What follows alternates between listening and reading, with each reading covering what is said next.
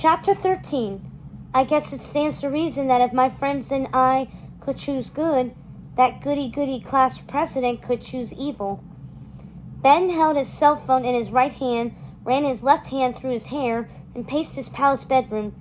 He was in full king mode, all authority and confidence, calling the shots and getting things done. No, I want the Oridon guard handing out gas masks. Well, not everyone is asleep.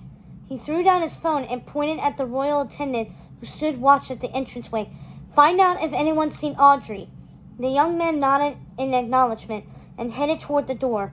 Suffocating from frustration, the king unsnapped the collar of his blue and yellow leather jacket and fell into his chair with an agitated sigh. And find out if she has a list of demands, Ben ordered. Ben heard her voice before he saw her. Just one, Benny Boo. I demand my life back, Audrey said. Ben spun around, startled. Audrey creaked behind him. Her wicked transformation was utterly shocking. She looked stunningly evil. I have a proposition. I'll wake everybody up right now. Under one itty-bitty condition, Benny Boo, she said, her eyes glinting with a dark scheme. Her fingers crawled up Ben's arm until she held his face in her hand. Make me your queen, and we'll rule side by side. From Audrey's perspective, she belonged on that throne. It was her rightful place in history. She, not Mal, was born and bred for the royal life. Ben looked at Audrey like she was off-kiltered. He slowly removed her hand from his cheek. Did someone put a spell on you? He asked his former girlfriend. Just tell me who, and I'll what? Marry them? Audrey quipped and giggled at her own joke. Most people get dumped because they're not good enough. I wasn't bad enough. How do you like me now, Benny Boo? She twirled around and modeled her ravishing new style for her ex. Gone were Audrey's signature pink frills. They had been replaced by deep mauve, black lace, and black feathers.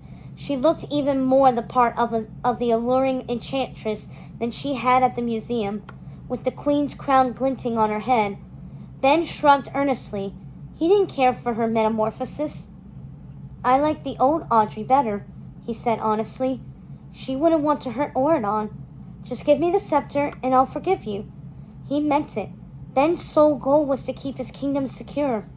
He was willing to pardon Audrey in exchange for the guaranteed safety of his citizens. King Ben held out his open hand and hoped Audrey would come to her senses. Audrey grew furious. You'll forgive me? She pointed her finger at him. I don't think so. Sleeping is too good for you. Her eyes gleamed with malicious intent. A snarl took over her face. She thrust her scepter toward Ben and released a crackling hex. She grinned at the results with glee. That spell had worked better than she'd expected. Next, she turned her sights on Oridon City. Audrey stood on Ben's balcony, peered out over the entire kingdom with mad delight, and released a condemning curse on all the people below. Sleeping is too good for Oridon! A menacing flash blanketed the kingdom.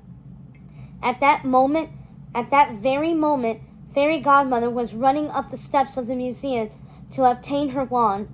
As the evil magic washed over her, the Oridon Prep headmistress was turned instantly to stone. The same frozen fate befell hundreds of others all around the kingdom. Audrey was quite pleased with her sorcery.